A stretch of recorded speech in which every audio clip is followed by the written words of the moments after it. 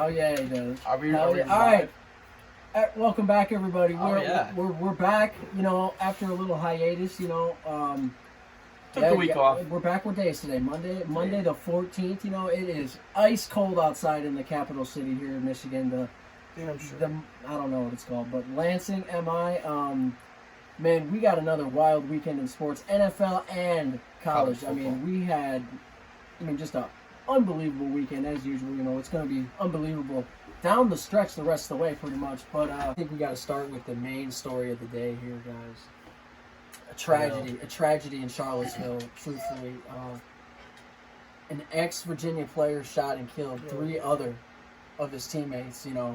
Just a truly heartbreaking scene in Charlottesville, Virginia, guys. Yeah, prayers go out to them and their families. Obviously, everyone involved and all the families affected by this tragedy. It's just horrible to see something like this happen in the world of college football. It's absolutely heartbreaking. No, exactly. All right, we wanna touch on some actual games though this week. I think we got to start really. I don't know. I think we should start with probably the biggest game. A divisional clinching, if you will. SEC West champion, LSU Tigers. They get it done on the road, 13-10 over the Razorbacks. Tough one. On the road. Defensive game. KJ Jefferson obviously did not play for the Razorbacks, but just a big-time win for LSU and Brian Kelly. Just they keep rolling. They keep doing what they're doing, and they're going to be heading to Atlanta, not Alabama, in year 1 for Brian Kelly. It's amazing. Yeah, at this point, in the season, it's find a way to win if it's any way at all. Right.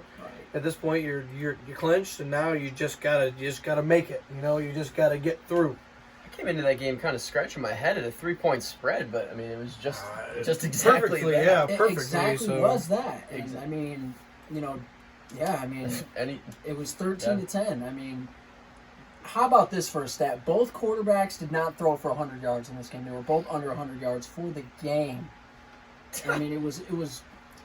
Arkansas virtually had no offense whatsoever. Oh, yeah. It was really the running game for LSU. They kind of just leaned on him all game. Jaden Daniels, he didn't really have the impact. 19 carries, 10 yards, half a yard a carry, no less. But they had a terrific running game. Josh Williams Jr., he had over 100 yards, 120 yards, a touchdown. Rush for 200 yards as a team. That's all they really needed. They just needed to find a way to get this done, and they did just that. And like I said earlier, no KJ Jefferson, but Malik Hornsby and Cade Fortin for the Razorbacks. They could not get it done. Only 116 yards passing as a team. Yeah. I will say a note on LSU that they're not going to be able to beat Georgia if they play like this against them in that SEC championship game. It's out of the question. If we're going to see this type of performance from Jaden Daniels, and just the offense as a whole. Obviously they lean on their rushing. That Georgia defense is going to eat that up. No, yeah, they got to find a way to get Keyshawn Butte going in the passing game. He's a really talented receiver. They got to get Jaden Daniels, just some easier completions. Try to get over, at least 150 yards passing for the game. I would say get the ball in the end zone too. For sure. For sure. And then just a tough season for the Razorbacks continues. 5-5 on the season. Who would have thought that? Not me. They're still fighting for bowl eligibility. Oh yeah, and at one point this team was ranked in the top 10, maybe even the top 5. They were projected to be one of the better teams in the SEC this year, but obviously that's not the case. Opened up the season with a big win against Cincinnati too, kind of set the tone. KJ, if he were to stay healthy this season, it would have been a whole different story. And it's unfortunate it's happening in Arkansas. I thought they could honestly make some noise in the SEC. Yeah, and Arkansas, they've got Ole Miss and Missouri to close the season, so they just got to win one game and they'll be bowl eligible. But never easy in the SEC. I was going to say neither of those games are exactly easy cakewalk games. Missouri's been playing quite a few teams in the SEC this year, pretty tough. Yeah, they've been much improved, and they play that game on the road too. That'll never be tough. easy. That'll be tough. Lane Kiffin and those boys down in the SIP are going to want to get a big win after narrowly escaping. That's a good idea. Let's switch gears a little bit to Alabama. They traveled to Oxford. They picked up a big time win. Really, I thought this was a little bit of a danger spot here for Alabama personally. I thought after that loss, they don't really have anything to play for. But Nick Saban, he galvanized his troops, and they got a big-time win on the road. I think this was one of the better games of the weekend, to be honest. That one and the Oregon-Washington game are kind of the exciting ones. Bryce Young just came through in the clutch. It got them that victory. It was it looked down for a while. I don't know. I mean, I just don't think Ole Miss really was in any sort of position to get that victory. No, at the end of the day. But they did play great. They played good. Yeah, they had a. I mean, they didn't.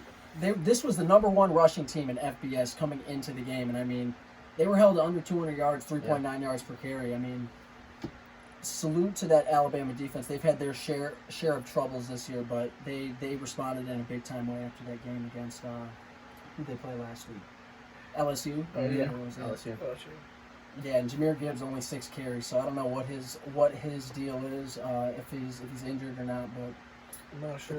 That'd be a big loss for the Tide. Massive. Sure. We saw a nice spread in production in the receiving core for that Bama team as well. I mean, Ja'Cory Brooks had a touchdown, and Jermaine Burton had a nice game as well. Latu. Mm-hmm. So we saw some some nice plays from those receivers, and Bryce Young got him the ball. That's the key for Bama.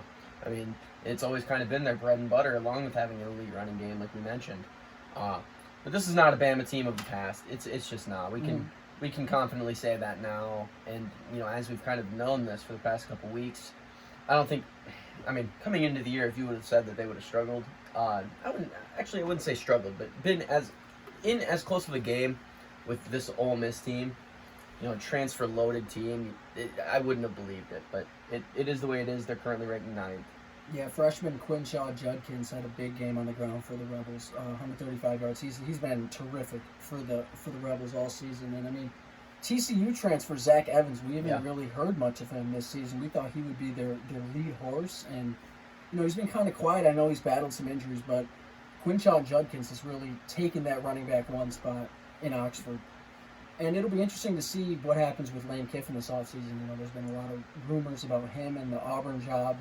We'll see what happens. I know he's a hot name, I guess is the way to put it. He's always going to be a hot in the name. coaching carousel world, that is.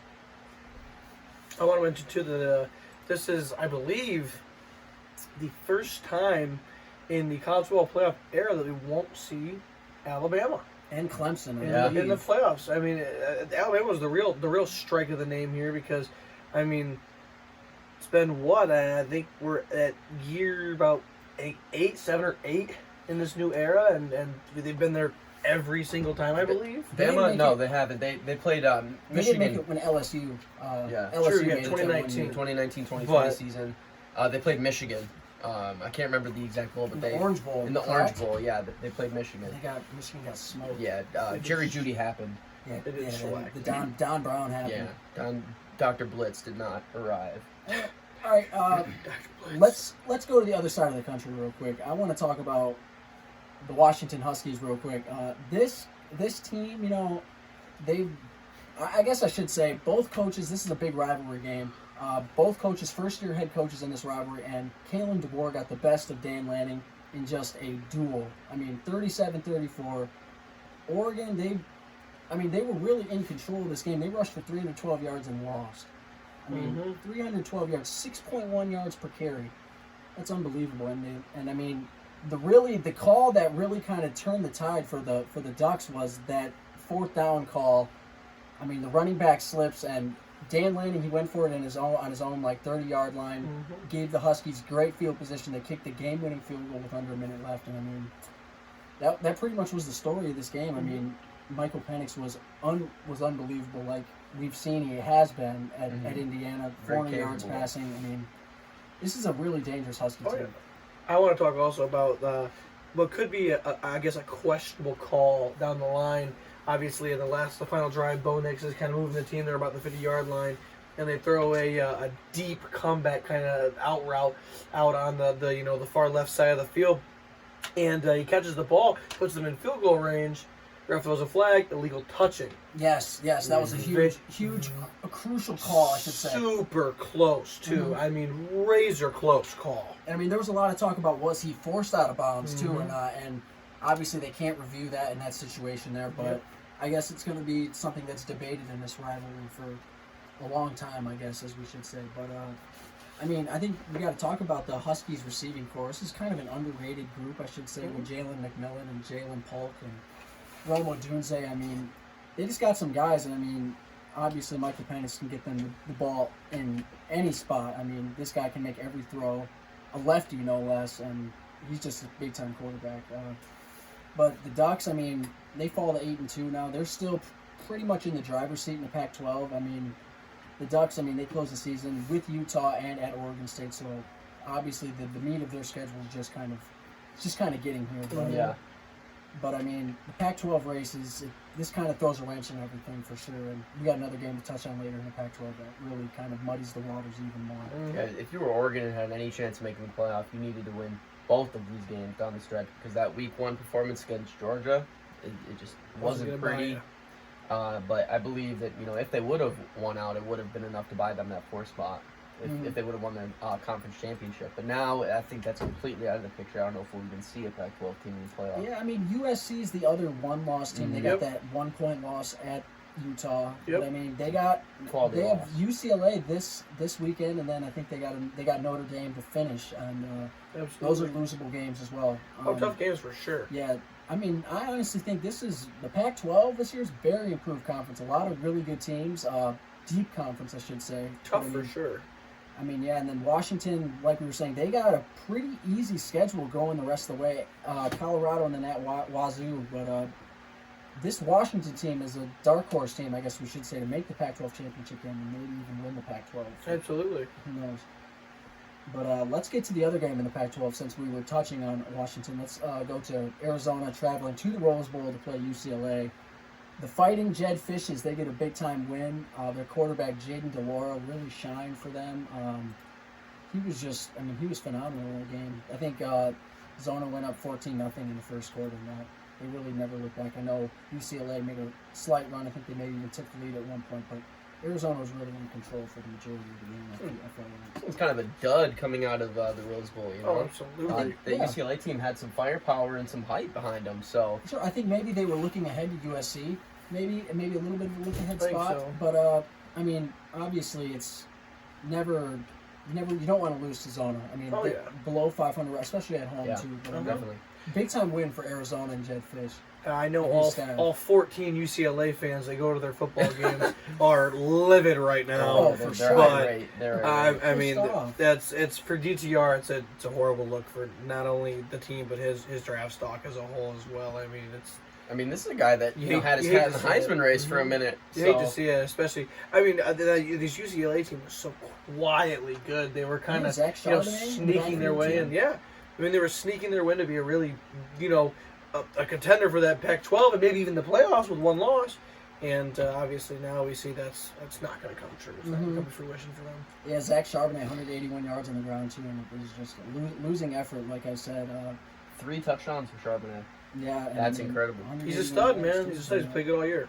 But yeah, Zona, they found a way to win 4-6 now. So, I mean, really improvement. They won 2 games a season ago and up here to 4 wins now. I mean, they got Washington State and Arizona State to close the season out. And a couple winnable games. Possibly winnable games. Yeah, possibly a bowl game in year 1 for Jed Fish and his crew. Big time win, like I said. Jaden DeLauro, big time performance, 315 yards, 2 touchdowns. And yeah, big transfer quarterback from Wazoo, but big time win for the Fighting Jed Fishes of Arizona. Woohoo! What does this do for the Pac-12 as a whole? Being kind of an overlooked conference in their ability to make the college football playoff.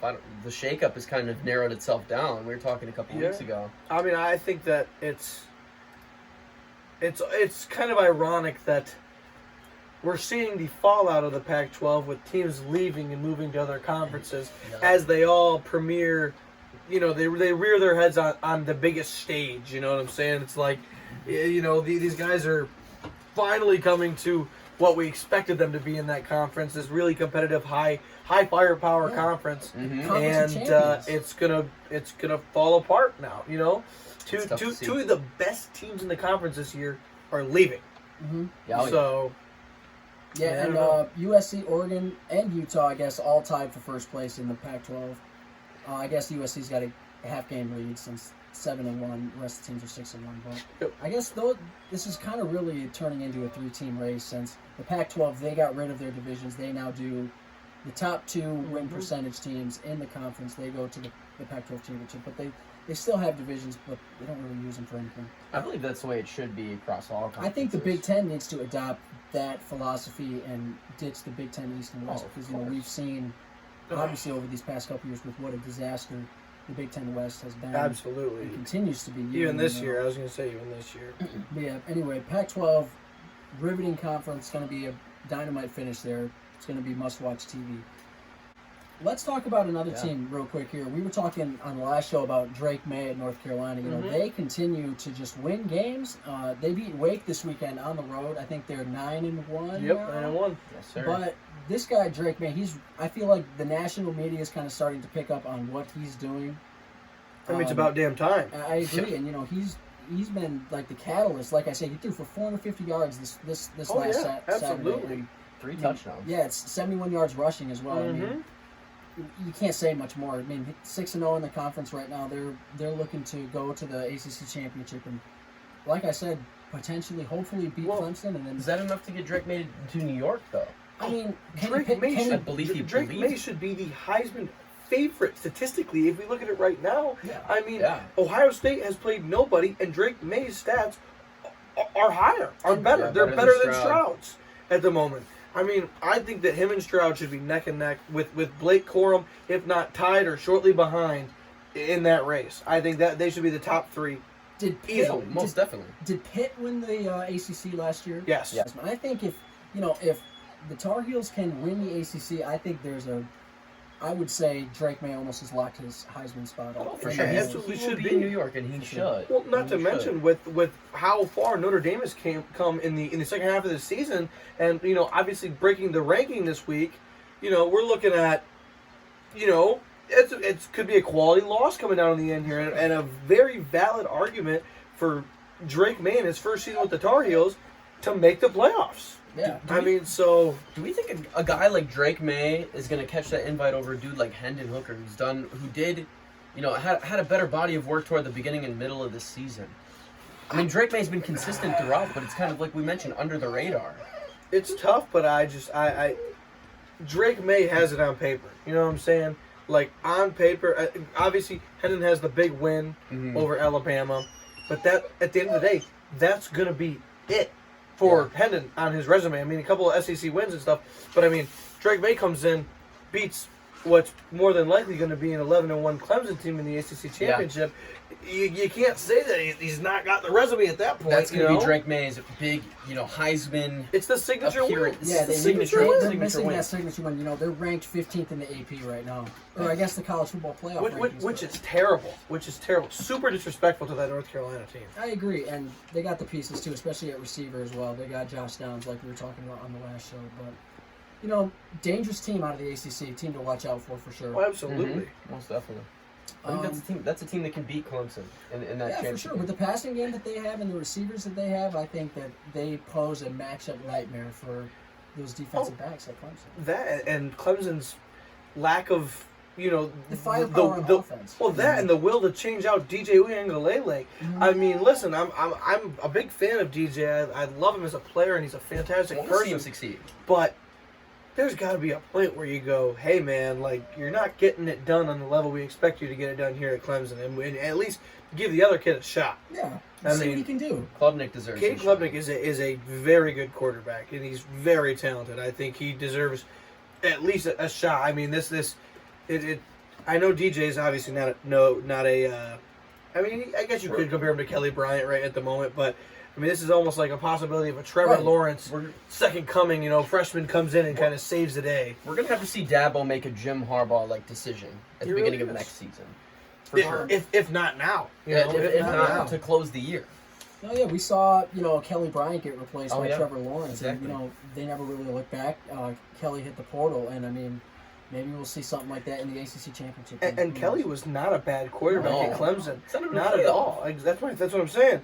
And so you're playing a pretty lackluster conference. So I mean, if DJ, you can't go with a guy that's just good enough. Mm-hmm. You know what I'm saying? You got to have that exclamation point that separates you from the rest of them coming out of the ACC. It's almost like we've seen this exact thing happen in Ann Arbor. Yeah, you need game winners, not game managers. Exactly. Mm-hmm. Oh, of course. Anyway, let's talk about another game manager. Sean Clifford and the Penn State Nittany Lions, they are rolling right now. They blanked Maryland this weekend. Yeah. 30-0. They're peaking at the right time, I think. Defense is clicking on all cylinders. Oh, Offense, the running game's helping out. 250 yards on the ground this past Saturday against I think, an improved Maryland defense. And Very. They're an improved team, and I mean, they held Talia to under 75 yards passing. Which is crazy. Insane. And I mean, with those weapons that they have in Maryland too, I mean, it's just a big time win for Manny Diaz and James Franklin, really. Quietly 8-2 Penn State team. And their only Wow. losses are to Ohio State and Michigan, the number 2, 3, and team. I mean, this is a Penn State team. If they control their destiny and do what they should here at the end of the season, we could see them play an Alabama in a bowl game. Oh, I yeah. mean, genuinely. So Get the popcorn ready. Oh, genuinely, sure. yeah. I mean, that'd be a Nick Singleton had Be a huge hell of a game. performance as well. Yeah. Oh, yeah. Averaged 11 yards rushing. Yeah, he's a problem. He's only a true freshman too. Mhm. I mean, they got another true freshman, Keyshawn Allen too. He's really talented as well. I want to shift gears once more to get your guys' opinions on a kind of an ugly slugfest of a game, but TCU gets it done. Oh yeah, Gets it done on the road. It wasn't pretty. But they get it done and they maintain their undefeated status in a very tough game. Quinn Ewers. I've sent a message to Quinn Ewers. What are you doing, dude? Over are 7 you doing? into the middle of the second quarter before he gets his first completion. Granted, there were a few drops, but Yeah, Xavier come Wooden had a on, tough man. game. But come on, I man. know. And I mean, we had people on this pod swearing that he was him. Oh, Sam. absolutely. Sam. Swearing he was him. Sam Malore's bitch ass. Yeah, talking about how Texas is back. Quinn Listen- Ewers, no. listen Let's to look at this. a No. 6-4 Texas team. They're barely bowl eligible. Let's not give them more credit than they deserve. Sark is supposed to be doing better with the talent he's got. Let's keep it They at have that. the most talented roster in the Big 12. And Absolutely. Quinn Ewers was 17 of 39. I don't know. You got a calculator? I don't know what that percentage is. But My it's calculator, my mental calculator says dog shit. That's what it says. Below 50%, that's what I'm getting at. But Yeah. Anyway, I think the main story was the TCU defense. I mean, Oh, for the first time this year. this Texas 43%. running game is one of the best in the country with Bijan Mm-hmm. Robinson and Roshan Johnson, and they were held to 28 yards rushing. 1.3 yards per carry, Amazing. that is. That's not going to get it done at all. Nope. And, yeah, Max Duggan, I mean, he didn't have great numbers, but, efficient. He played good enough to get it done. Yeah, and Keandre Miller in the backfield, 138 yards rushing, was really the catalyst Oh, for this team offensively. Quintez Johnson, also Yeah. fantastic receiver.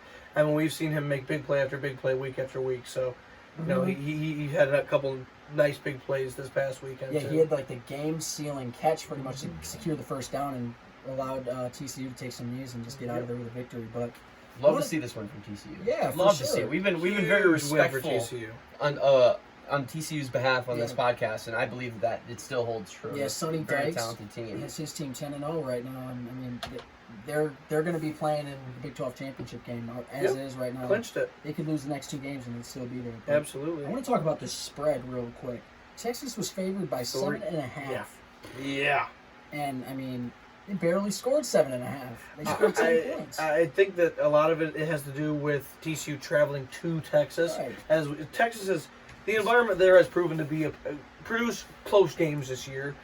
For Texas. It's the logo. But it is the Don't logo. even lie. It's the logo. But I mean, I'm just happy to see this TCU team get it done. You know what I'm saying? Because a lot of people are very unsatisfied with this win. To be honest with you, I've heard a lot of people that are very unsatisfied, saying that TCU and Texas are both frauds and it doesn't look good. But I think all this was a trap game on the road for TCU, a tough team with a lot of talent. Oh, yeah. A team that's supposed to be better than them. Exactly, a lot of talent, and they go in there and they just show how tough they are by just getting it done. And truthfully, they were never in jeopardy of losing the game. They were up 3-0, and then they ended up going up 17-3, and Texas scored a touchdown later in the game. Yeah, a fumble return. For But touchdown. I mean, they were never really in jeopardy of losing the game. But obviously, people with the number 4 team in the country might want to see a more fashionable win. But I think a win's a win at this point in the Yeah, season. so looking at this, Texas didn't even score an offensive touchdown. Nope. They scored 1 field goal. Yep. And that was it. The other one was a fumble return for a touchdown. I think So, the critiques, of the TCU performance, I guess, it just solely falls on the conference they play in. You're expected to put up a lot of points in that conference. Not a lot of defensive ball games being played. But if this was a 17-10 game in the Big Ten or SEC of two talented teams duking it out, no one would bat an eye. Yeah, I mean, if this was an Ohio State-Penn State game and Ohio State wins 17-10, they're going to say Ohio State brutes it out on the road, plays a tough game against Penn State. But since this is the Big 12, the narrative's going to change. Exactly, and I don't necessarily agree with that. I think that the flack on TCU for this performance is kind of unwarranted. I'd argue that this defensive performance is more impressive than a shootout win because they're proving that they can win games in a different way other than shooting a shootout. And I mean, that's impressive, I think, and it shows that you can win in a multitude of different ways. I think it just speaks to the volumes of how talented this TCU roster is, too. Sure. I mean, they're proving down the stretch that they are here for the playoffs. It's not just, a show of, they're not just happy to be 10-0. Exactly. And the Big 12 is, lackluster in a lot of ways this year, seeing a lot of the teams that are usually high contenders in that conference kind of falling, but TCU is shining through it all. I think we got to give them the respect they deserve. We saw a very talented TCU team get snubbed from a couple years ago from the playoff as well. So it's nice to see them getting some respect, especially when it's about this talented damn of a team. Of course, about damn time. Yeah, they handle business against Missouri. I want to talk about another hot team right now. A team playing their best ball of the season. The Noles. The Noles, yeah. Mike Norvell's squad right now, man. 7-3, came off a 38-3 win over the Sean Tucker-led Syracuse Orange. I mean, he's not pleased. They're not pleased with the pleased performance. No, he is far from not pleased at all. But this Florida State team, man, they're in ascension mode right now. I think is the right way to put it. Absolutely. They lost 3 in a row early, and I mean, all good opponents as well. Yeah, they lost to Clemson. They lost on the road. NC State. They got a win over the SEC LSU, correct? West champs right now. So I mean, this is a big time win. I mean, this is a big time season, I guess, is what I should say for Mike Norvell. There was a lot of questions about was he the right hire at Florida State, and he's answering those questions. I mean, one of the better teams really in the ACC, which is having a bit of a down year, I guess is the way to put it. But they're second in the Atlantic right now, behind only Clemson. But college football is better when Florida State's good at football. For sure. I think this is another team that in years to come under Mike Norvell is a team that can compete with Clemson as well. Speaking on North Carolina, absolutely. This is a talented football team, and I mean, we saw the three losses in a row coming against Wake Forest, NC State, and Clemson, all ranked opponents within that conference. Yeah. So, while we're in the ACC, I want to touch on another game here. A disappointing loss. The North Carolina State Wolfpack losing to Boston College. At the time, I believe it was a 3-win Boston College team.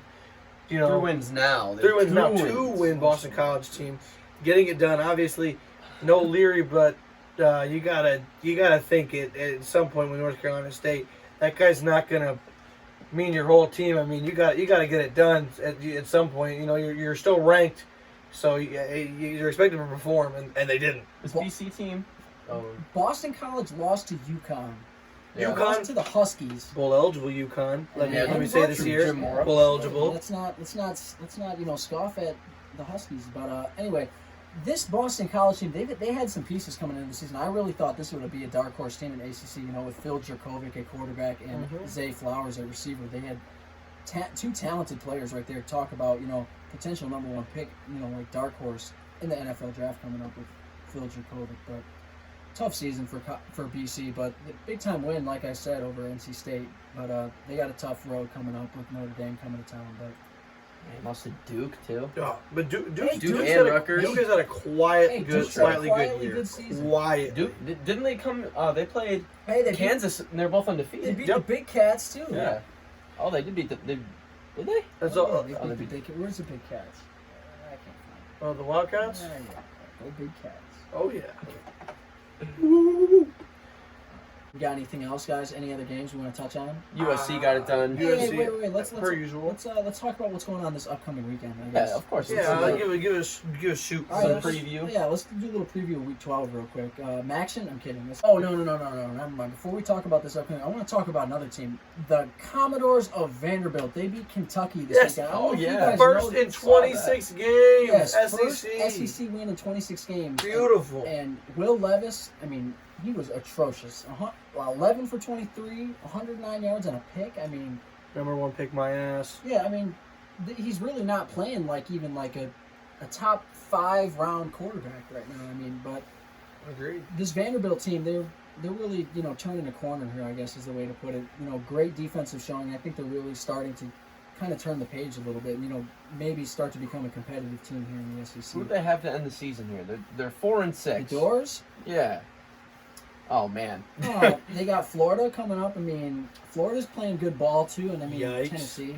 Yeah, it's a loss. Yeah, no, I don't know if we're gonna see the Door, Commodores Hey, reach full eligibility. this is a but- good step in the right direction for For the sure. Doors, for sure. And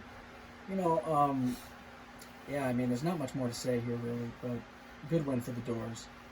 All right, now we can go to Week 12. Just kind of take a brief run through of what's going on this upcoming weekend.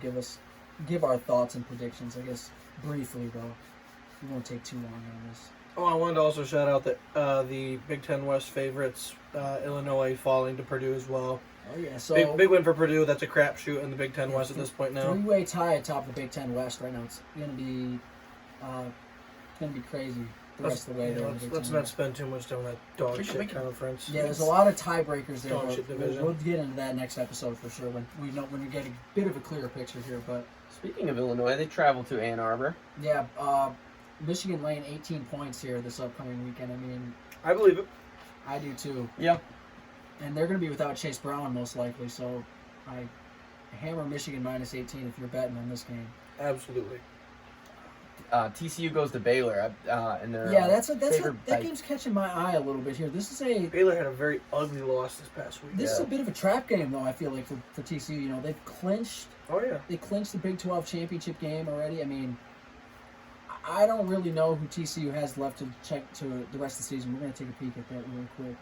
So TCU, they got Iowa State at home to end the season, and Baylor this upcoming Saturday. I mean, if this is in Waco. if this is a spot where they're going to drop a game, this would be the place where I would probably bet it's going to happen at. But I think they're going to take care of business against the Cyclones at home. I would feel like. I'd like to see them take care of business these last two games. I agree. At this point, I don't think you can look any more ahead. At this point, I think you got your big game, your look ahead game, Texas, Right. out of the way. So I think you just take each game one at a time and kind of slowly work your way towards that Big 12 championship. Right. I think They win and cover, for Mhm. sure. I believe so. They might double cover. Ah, A 3-point spread. I would Kind not of be disrespectful. Man, this is a weak ass slate. Well, we're late into the year. Oh, This is about yeah. the time that Alabama plays a bunch of nobodies. Yeah, so Yeah, for sure. Austin P travels to Tuscaloosa. That's what I told you. We got the Battle of Los Angeles, though. Southern Cal going to the Rose Bowl to play UCLA. Absolutely. USC laying 2.5 on the road here. I mean, I what believe are you guys' predictions? I think UCLA, I think they match up pretty well, that run game. I don't think USC's faced a running team like UCLA yet this year with Zach Charbonnet and the dual threat quarterback in DTR. I mean, despite the loss this weekend, I think UCLA might be able to, have a case to win this football game. Oh, absolutely. I like UCLA's chances in this game. USC's favored by 2.5 points. I don't know. I mean, it's gonna. I guess the story is gonna be if USC really wants to make a push to the playoff, they're gonna have to prove it against their rival. I'm gonna scream that USC's defense is the deciding factor in this yeah. game because I think Their defense has been shoddy this year. exactly, and I think this offense we've seen, Caleb Williams and Jordan Addison are more than capable of putting up points at any point in time. I mean, it's never been a problem for those guys, but. I mean, that USC defense, I mean, we might see a 42-49 We could. shootout Yeah, we game could. down the line is what I'm thinking. I might just make a hot take on this. I don't know. I feel like this is just the type of game that UCLA is going to win. I don't know. I have they're a at feeling home, I coming agree. into it. I just there's a That's feeling. tough, That's tough. I don't know. like it, though. I feel like UCLA is. I think That would really Their strengths- shake up the Their Pac-12. I'll strengths tell you that align with much. USC's weaknesses on defense. So and I feel like if UCLA beats USC, I think it effectively eliminates the Pac-12 from the playoff. Oh, For sure. 100%. I think there's 100%. not a two-loss Pac-12 champ is not going over the likes of a couple of these other one-loss teams that we've got in other conferences. Absolutely. yeah, your Tennessees and your Michigans. Yeah, the and- Pac-12 cannibalism is. What can you say? I mean, they're being punished for being competitive. That's pretty much the way it is. Anyway, let's touch on another Pac-12 game before we get the fuck out of here. Utah, they're traveling to Eugene. Ducks laying 3. It's a tough one. Yeah, I mean, this is going to be a big-time game, really. This is, both teams are tied for first place in the Pac-12. This is a really big game to determine who's going to go to the Pac-12 championship game. Yeah, like I said, Oregon laying 3. Yeah, you guys got any thoughts on this game? I mean, I think Oregon, they're pissed off, I feel like. I feel like they're going to want to come out and make a statement, I feel like. Utah's quietly had a really good second half of this season. Yeah. I mean, they're kind of running. Rising's had a really solid year, and Utah looks pretty good. But I think this game has more to it than we think it does, with only just obviously the Pac-12. But this is probably a New Year's Six game. If you have to win this game to get a New Year's Six chance. Yeah. You know what I'm saying? So I think it's big for both programs to get their at least a New Year's Six bid. Obviously for Utah, for the second time in a row. Obviously we played in the Rose Bowl last year, but I think this is huge. I don't know. I mean, it's kind of similar to the USC UCLA game. I feel like it's going to be, kind of a slugfest. Maybe I don't know. It's going to be tough. It's going to be tough. I do like Oregon to cover and win this game, though. I think, like Jack mentioned, they're a pissed off football team. They had the Pac-12 in the palm of their hands, and they still effectively do, considering UCLA or if UCLA can get it done. I'm gonna go with just a sideways ass prediction here. I like Kyle Whittingham and his staff to go on the road here. I think this is a young. They got veteran pieces, but I think a young in coaching staff. Like, they got a young coaching staff. I feel like it takes a while to really get to that level of winning championships. It takes some staffs a couple years before they really can get it down. And I feel like this is going to be another one of those tough games for Dan Lanning, like they had last week. I like Utah to win this game outright on the road here. I take the Utes too. Honestly, I'm pretty high on the Utes. I think they get it done. I think they've looked good all year, and I think with that tough win against USC earlier this year, and I think USC being obviously the main favorite, the lone favorite, I guess, out of the Pac-12 right now. Yeah. I like the Utes to take care of business. Which of these games do we have our eyes on more, though? Like, what do you think? USC, UCLA. I agree. There's so much on the line for USC this week. Yeah. So much on the line. Mm-hmm. USC's playoff hopes ride on this game. I mean, this is a USC team with the closing of their schedule. I mean, they have the one loss big or Pac-12 championship resume to make the playoffs. Sure. Notre Dame to end the season. If you beat these two teams and win the Pac-12, I mean, you got a loss to what's probably going to be a 10-2 Utah team, maybe 9-3 at their worst. Especially if they win this game. That's what I'm saying. It's a pretty good resume. It's a pretty good resume. If USC finds a way to win this game this weekend, which is altogether very possible, they're going. I mean, their playoff hopes are going to be extremely alive and well. I wouldn't mind seeing them slide into that off either 3 or 4 spot, depending on what happens at TCU. I'd like to see Lincoln Riley stop choking in the playoffs and maybe get something done. You'd think. Maybe.